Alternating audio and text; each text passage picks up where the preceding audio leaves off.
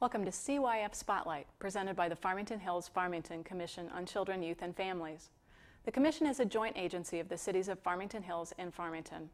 Its purpose is to foster a healthy community by focusing on our most precious resources, our children and our families. The Commission is made up of dedicated volunteers and community activists from all walks of life. Working together with other groups and agencies in the community, the Commission creates and promotes programs with one goal: to encourage a supportive environment where children, youth, and families are happy, healthy, educated, and safe, and have the opportunity to reach their full potential.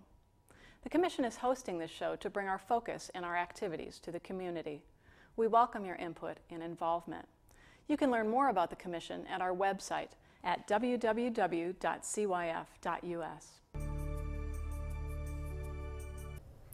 I'm Mary Mullison for the Farmington Hills Commission on Children, Youth, and Families, and this is CYF Spotlight. Welcome. Fast food is a mainstay of the American diet.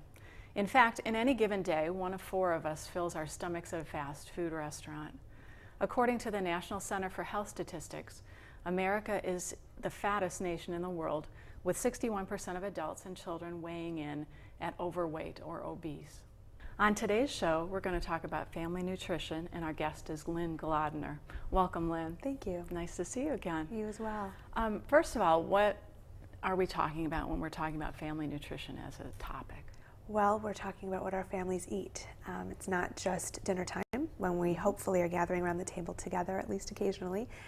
It's what we pack in our lunches for school and work, adults as well as kids, what we eat to start the day, which we all know in every magazine and newspaper is the most important meal of the day, and it's the snacks that we eat too. We should be eating. A lot of people like to recommend 5 meals a day, so 5 smaller meals rather than 3 big meals and snacks here and there. And it's just fueling our bodies so that we're at optimum performance. I think people tend to eat, perhaps, if you call each time you eat a meal, more than 5 times a day sometimes. Probably, and it's usually in the height of afternoon. Wow, I'm really hungry. Oh, there's a vending machine. Let me grab something easy. Exactly. We have to, I think of family nutrition in terms of planning, because I'm guilty of it myself, but if I'm hungry at 3 or 4 in the afternoon and it just hits me and I'm not prepared and I'm not at home, I don't have an apple ready or a package of nuts or something that is better for me to choose from, and I'll just look around, and anywhere that I am on the road, if I can get something easily and quickly, chances are it's not that good for me, but it satisfies the hunger. Probably. So whatever is closest then Right. is where we go for our nutrition, which is not always the best. Right. Why do you think families have gotten away from healthy eating? Obviously, if our country is so far away from being fit, we've gotten away from healthy eating. Why do you think that's so? I think there are several factors. One is that we're very busy people. Our schedules are jam-packed. We're juggling lots of things: work, kids, extracurricular activities, school, family relationships, other relationships. So there's a lot to think about and a lot to plan for. We're also very sedentary. It used to be 50 years ago, or even less, we walked places, our lives were more active. We felt comfortable as parents letting our kids play outside without really scrutinizing where they were and who they were with. We don't feel that comfort as much anymore in most parts of our country. So we keep tabs and a short leash on our kids. We don't just run around and infuse our days with activity. And that, of course, contributes to the weight problem. The food part of it is that, ironically, we have more choices than ever, and it's overwhelming, and we have less time. So how can we walk through a very packed supermarket and know what are the right selections? Before we had processed foods and manufactured foods, we bought foods close to the source and we made our own from scratch. That's always healthier. And now that everything is so convenient and packaged for us, we don't have to think, and it's hurting us. So the convenience has pushed the health away from us a little bit, because it takes time to research what's good for us, to go to the places, to go to the sources for the Right. food. It takes a little bit of planning so that you're not just picking up something for tonight, today. Right. So that you can actually have a pantry. I think a lot of people don't have a stocked pantry that they can go into and pull a nice meal out of. It's more shopping specifically for a few things and picking up whatever looks good. I think sometimes when our manufacturers make things look so good, even making them look healthy, whether they're healthy or not, it puts us off track a little bit. Absolutely. In other countries, especially in Europe, people buy their groceries daily at the local market, but they're usually in season, fresh, whatever is ripe and ready to eat, and there's a purpose for it, and their biggest meal of the day is usually the middle of the day, not the end of the day. So there was a great book a number of years ago, French Women Don't Get Fat, and I read it, and they drink wine, they eat cheese, they do all those things, but it's in moderation. It's not overdoing it, and everything is seasonally based. So they're getting the most nutrition and the most flavor and the most health for their bite. We don't really do that. We can have strawberries in December. They grow in Michigan in June. And so if we were eating close to the seasons, close to our local agriculture and what was healthy and full of nutrition, we'd be eating very differently than we are. As you were speaking, I was thinking about how so many more healthful things in the produce department are available all year round. Right. So what you're saying is that if we eat things in season for our bodies where we are, then that's going to help. It doesn't matter to have the produce in the wintertime when we get our Chilean whatever. Well, that's a complicated question, Yes. and I don't think I'll give a definitive answer, but I'll tell you how I think about it, and I've done a lot of research about it. I weigh and measure what are the nutritional aspects of each food. So if I really want strawberries in December, and they came from Mexico or they came from Australia, I have to think about how they were grown, when they were picked, how long it took them to get to me. And I often buy them because I want the flavor, and we're used to that immediate gratification. But the reality is that in order for a food that far away to be picked and stay ripe and not be damaged by the time it gets to us, it's picked before it's ripe, and it's usually preserved with chemicals. And if we're aware of that before we put it into our bodies, hopefully it makes us think a little bit. My kids and I spend most of our summer going to orchards locally. Now, of course, in Michigan, we can't do that during the year. But we can do that for about 6 months of the year, starting in June, going through the fall. We have a lot of wonderful, ripe produce. We're not only supporting our local industry, we are not causing the consumption of fossil fuels in order to get it to us. It's not that far. And we're eating what is good and ripe and fresh near us, as opposed to indulging our whims and maybe not gaining as much nutrition. It's really important to think about what the food contains before we eat it. I think that's a hard part. That's, again, going back to taking the time to learn about things and about what's best for you. And we're not all nutritionists. We don't know exactly what's best for us. We know what we've been told, this is good for you, this is not good for you. I think sometimes, as what you were saying with the produce, strawberries are good for you. That's what we've been told always, but there are levels of good. Well, also, I'm as guilty as the next person. We take the easy foods to eat. It is really easy to throw a package of strawberries in a colander, wash them, and cut them and eat them right there. Something like Swiss chard or kale. We know that the leafy green vegetables are really good for us, but we don't know what to do with them. And so they're there, and they're there year-round. A lot of times they're pretty local, but we don't know how to prepare them or how to eat them so that they taste good and they appeal to our senses. There's something else that we haven't even mentioned, is the cost of everything. Unfortunately, in my opinion, packaged foods and processed foods are very inexpensive. They're easily accessible, they're everywhere, and they lack a lot of nutritional content. The foods that are the quality that I look for, meats and chicken and fish that have no antibiotics, no hormones, no chemicals, they're expensive, they're hard to find. Much more, yes. And so I always say, and this is really easy to say when you can afford it, that we pay somewhere, whether it's for the food or it's for the doctor bill down the road, but we don't always connect the two.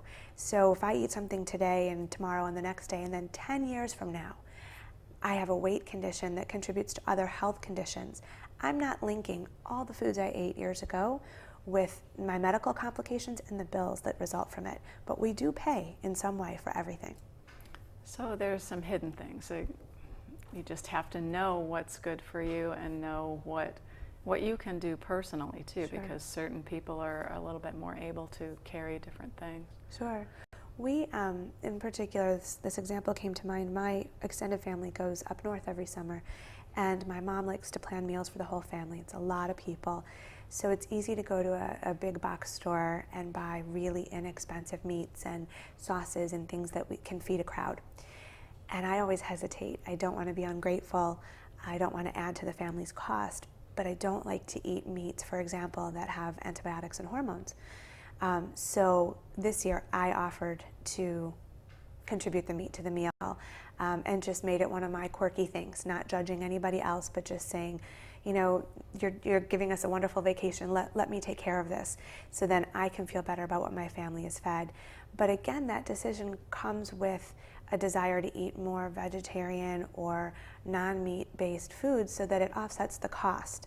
If we're eating meat every day and we want that antibiotic hormone-free meat, we're really paying for it. So different members of the family eat differently as well. Absolutely. So how do you approach that as someone who wants to be healthful for your family, yet you're really busy, you're being pulled in 12 different ways? How do you accommodate an entire family with that thought? Well, that's a tough question, because I don't know about your family, but in my family, not everybody likes the same foods. And I have one in particular who's rather particular about what he wants. And so I try to plan a balanced menu of meals for the week. I try to involve the kids in that. Sometimes I'm more successful than others, but I'll ask the kids, you know, you take Monday night, you take Wednesday night, and come up with some dishes that we can prepare. And often they help to prepare them, but they go through the recipe books and they choose the different dishes. That way I know at least one meal a week is going to have something that each child likes. But at every meal, I try to provide an array of items. So if I want vegetables on the table, sometimes I open a can of olives. I don't have to always cut and slice and dice. Sometimes it's a jar of pickles. Those are crowd pleasers. So somebody's going to always eat a vegetable if they're those types of vegetables. I always have some healthy bread available and fixings for sandwiches, so that if what I prepare is not to someone's liking, they can make themselves a sandwich, and at least I know that it's whole grain bread or has some good cheese or peanut butter or something that is a mainstay. That's how we do it. So you're not acting as the short order cook. You know, hey, this person likes this and this person. I have 3 vegetarians and 2 meat eaters in my family, wow. so it tends to be a little bit of a what can go with this type thing. It adds a whole nother layer of complexity. I'm sure other families are like that too. Absolutely. And the vegetarians obviously are not going to touch the meat, but sometimes the meat eaters are not going to touch the vegetarian dishes. I think it's about balance, and it's something that keeps coming up again and again in family discussions in general, striving for balance in ingredients, in the meals that are served. I have kids who would prefer pasta and pizza every day, and that's just not going to happen, but it'll happen sometimes. And so as long as it's there, sometimes there has to be a balance, and I think that's a good lesson for the family too, that our diets should be balanced, should have a variety of colors and quantities, and that we're not always going to have our favorite meal every time, but we will always be fed. Another one to add to that perhaps is that it's okay occasionally to step elsewhere to have something to eat. Yes. You know, to actually go out and have something that maybe not the best for you, but as long as you don't restrict it so much, the kids tend to go toward where they've been restricted when they are set free. Right. So in learning how to do that, also having a little in moderation, some of the treats and things like that. Oh, with everything. Seems to work better. Yeah, when you make something off limits, that's what they want. Exactly. And you know, it's expensive to take a family out to eat, so sometimes you're just going to the Coney Island, and that's okay. As long as it's not our mainstay to grab fast food because we're so overwhelmed, it's okay to indulge in that. It's the whole speed thing, I think. We're going to soccer practice. We need to pick one up from here, take one to there. We have 20 minutes in between. And doing all the running around and stuff, okay, maybe our family has 20 minutes to eat. We don't have the time prior to that to cook and prepare a meal. Right. So how do you choose something on the road? Well, You know, I'm going to take it one step earlier, actually. I have a friend, they have 2 teenagers. He and his wife, every Sunday, they cook together for the week. And they put things in the freezer if it's for later in the week. They happen to have an oven that you can set a timer. So they take it out of the freezer before they go to work in the morning, whether it's a lasagna or something like that. They put it in, they set the timer for, so that it's hot and bubbly at 5 o'clock when they get home. And so that 20-minute window, everybody gets fed. So that is an option, is if we're planning ahead. And I find it calms me down to cook because you can't rush it. Mm-hmm. It's the one thing I can't rush through if I want it to be successful and mm-hmm. edible. It's also something that my kids and I can get together over and bond over. So when we're preparing something, even if it's a salad, we can stand at the kitchen counter together and sample and snack as we're doing it and just talk a little bit. So a little bit of good planning on the weekend when we have some downtime can alleviate the need to grab on the go. But grabbing on the go has become easier because even places like Starbucks have healthier options. So if we're just looking and we're conscious of what we're choosing, there's always something with some vegetables in it or something a little bit healthier, a little whole grain as opposed to white flour. At most places, there are some healthy options. Even as I mentioned, Coney Island restaurants before, they have a little healthy section, some cottage cheese or whatever's on the menu. Most restaurants today understand that we're looking for that, and they make it pretty easy to find it. So it's a matter of choices. We come down to choices again, choices in what we're going to actually participate in, what we're actually going to do. Bringing the nutrition to your children through cooking, that's spending good quality family time together, teaching the kids about nutrition so that they can carry that on into their lives. How do you get them to eat Swiss chard, for instance? I mean, some of the things that we don't know how to cook, that we haven't had growing up, that we didn't bring from our mother's favorite recipe for Swiss chard. In my family, there isn't one. So. No, and my mom probably wouldn't know how to make it. It's not something we ever had. But there have been 2 ways I've found to be successful in inspiring my kids to try new foods. One is to just explore and not make it mandatory. So for example, we go to the farmer's market, and whenever there are samples, they just gravitate toward them and they try them. I don't even suggest it. And then they end up loving whatever it is. So, and sometimes that even happens when we go to big box stores on the weekend and they're sampling things. They could be prepared foods that we have never purchased, and because it's there for the offing, they take a taste and all of a sudden, oh, this is interesting, let's try it. So it happens in a lot of places, but farmers markets especially I've found to be really useful. Things like Swiss chard and those hardy greens that are supposedly so good for us but we don't know how to use, I throw them into soups, and then they're really soft and sort of, people don't notice them. And they just become part of the spoonful of lentil soup or chicken soup or whatever it is that I'm making. And and it's great to do that in the summer, put it in your freezer, and then come fall, you have those flavors that were fresh when you bought them, but you've preserved them in such a way that it feeds your family on a quick night. You just pull it out, throw it in the pot, and it's ready to go. So it's a voyage of discovery for the children. Sure, absolutely. Something they've discovered rather than something you've said, here's something lovely and good for you. Absolutely. I try never to say that. I try never to put rules on food because they always backfire against me. But just make a lot of things available and look attractive because, we eat with our eyes before we eat with our mouths, and hope for the best. And usually it works. With the farmers markets being, luckily so many communities around here have farmers markets weekly through the summer. Right. Why is it so important to stay close to our source? Well, there are environmental issues and there are health issues. A lot of people are concerned about the amount of fuel that's consumed to transport food halfway around the world for our indulgence. So that's one concern, just to protect our environment. Another is to support our local industry. That's really important, especially in an ailing economy. And of course, for nutrition's sake, anything that is ripe and right here and local has more nutrition because we can get it at the last minute when it's ready to be picked than if it has to be picked early so that it's not damaged en route. Farmers markets are a wonderful opportunity to see the vast array of options in our state. And actually, farmers markets are open through the end of October. Mm-hmm. Even Eastern Market and Royal Oak Farmers Market are available year-round because they're indoors. So and I consider local to be probably about a 2 to 4 hour radius. So some parts of Canada are included in our local. And so there's just a wide variety of produce that we can get that's grown indoors, locally, and it's good for us year round. So. That also supports our economy, supports the people growing that, and Right. encourages the more healthy choices to be available for everyone. Right, absolutely. It's also fun. Just stroll through, not be in a rush, and what do we find this week? And then let's find recipes that we can use this in. It's just kind of an adventure. Again, a family activity, something Yes. that you can do together that's good for the family, all in all. Right, absolutely. Strolling through the farmer's market, different than strolling through the grocery store. Oh, yes. What pitfalls do you find in the grocery store?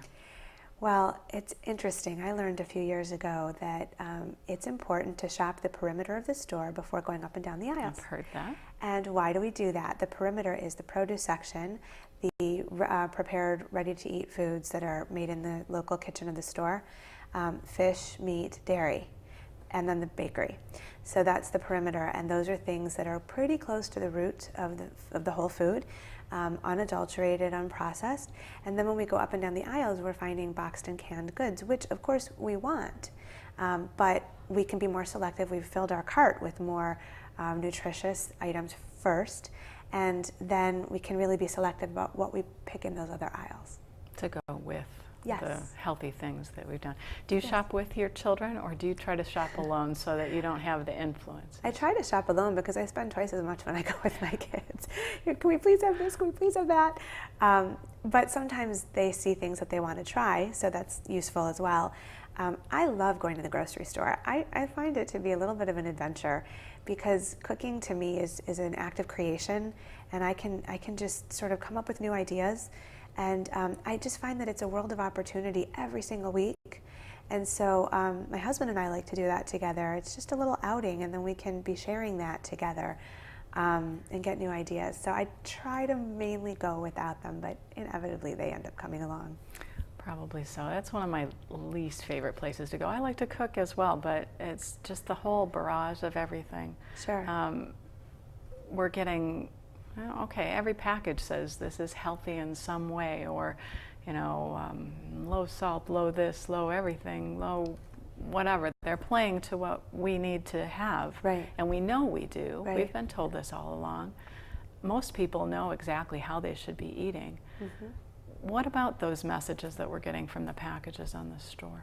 Well, business is business, and marketing is important, and that's clever marketing for the businesses. That's what I would do if I were their marketing officer. But as a consumer, I have to be educated, and I have to know what is best for my family. And I need to know how to read between the lines. So if I stay away from processed and manufactured foods as much as I can, doesn't mean always, but if I read the labels of the items that I do choose to buy, and I know what I'm looking for, I'm not going to fall into traps. And I have found, it's always tempting. If my kids want to make cookies, it's so easy to pull a mix off the shelf, but it's also really easy to make it from scratch. I have a great cookbook called How to Cook Everything. It's about 1,200 pages, and it truly is everything. So it has the basic cookie recipe and the basic pizza dough recipe and the basic everything you want to find. And if ever my kids want something spontaneous like that, I find I whip it open, it teaches me how to do it. It wasn't hard, and probably I saved money, and I didn't include any of the additives and preservatives that I really don't want my family eating.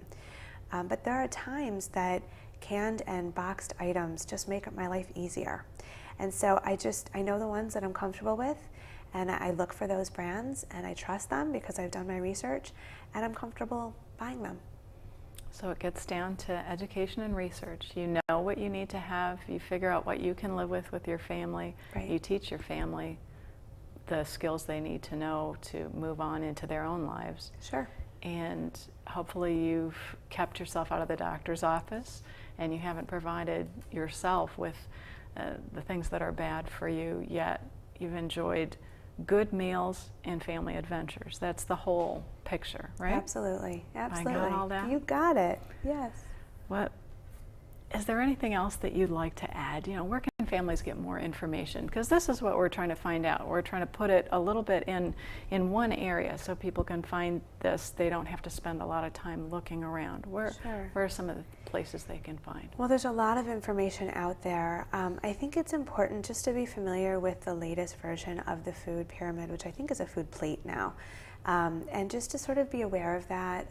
Good doctors always are a wealth of information. My doctor told me once that, and I love cheese, that cheese should be a seasoning, not a protein in my diet. I said, okay. And so it was just useful information to hear from him. But if you want to just do a search online and look for things about foods close to the source, I know that there was, when my kids were babies, there was an expert, Dr. Sears, who has a lot of books about family nutrition. Even if your kids aren't babies, his books are really evergreen. They just are full of good information that stand the test of time. Mm-hmm. So he's a good one. He has a great website. Dr. Weil is a great integrative medicine doctor who has a wealth of information online.